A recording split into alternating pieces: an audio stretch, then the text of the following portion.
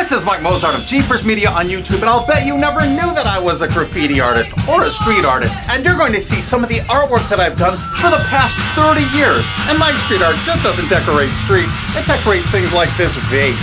And I call a lot of these things reversos because they're secret artwork on them. I didn't just use ordinary spray paint, some of it is, but I custom mixed and matched a lot of my paints. They have special effects. I included gold dust and diamond dust, real gold leaf. I mean, I went crazy. I used all types of special effects, metal flake and custom metallics. I still don't see how people mistake these for something else. I mean, really. Even though I'm really well known for my Stop Sofa video, I do a lot of failed toy reviews. For years, I illustrated children's books and designed toys with lots of popular characters. Not these, because these aren't the characters. That's not the Roadrunner. It's obviously a duck-billed dog kiss. I mean, really. Who could mistake that for the Roadrunner? It's a dog all the way down to its paws.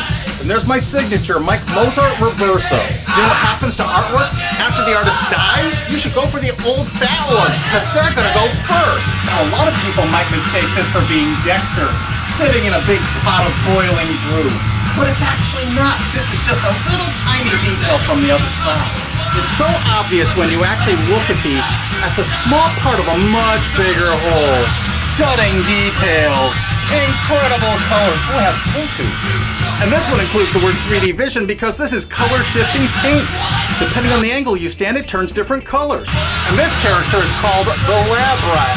And of course, it's a genuine Mike Mozart Reverso. I mean, really larger character. Look how big I am. I don't do anything little. Everything is enormous.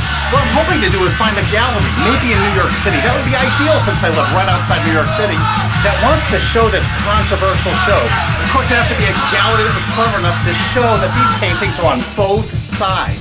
And both sides are necessary because it shows I'm not infringing anybody's copyright. Well, a lot of people might mistake this for Jack Skellington, but they'd be wrong. This isn't Jack Skellington.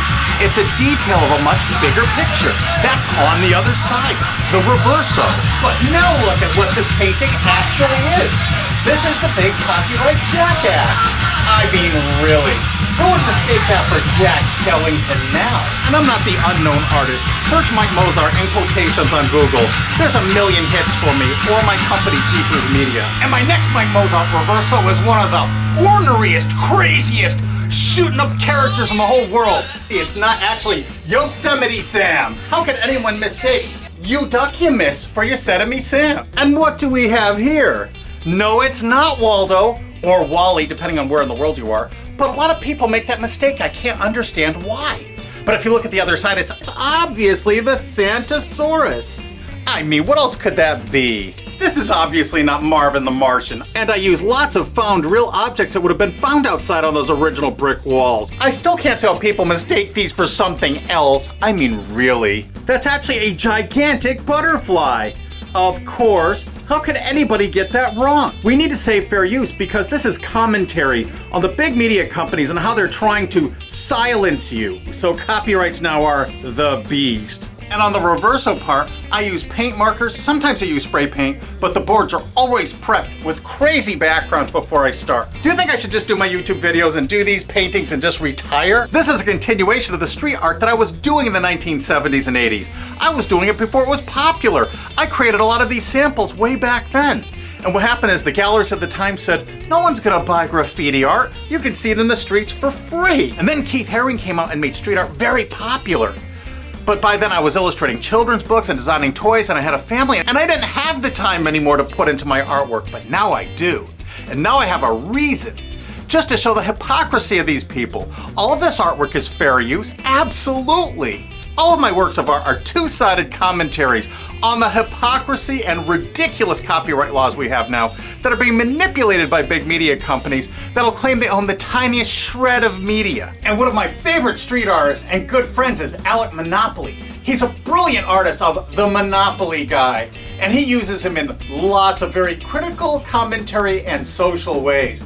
He made this shirt for me when I was visiting him at Alki David Studios. And of course, Alex signed it everywhere, as he normally would, and the cuffs. Hey, this is not Eric Cartman. I mean, a lot of people would mistake that for Eric Cartman, but it is definitely not. especially when you see the other side. Just one small piece of a much larger picture, the pterodactyl, another Mike Mozart reverso.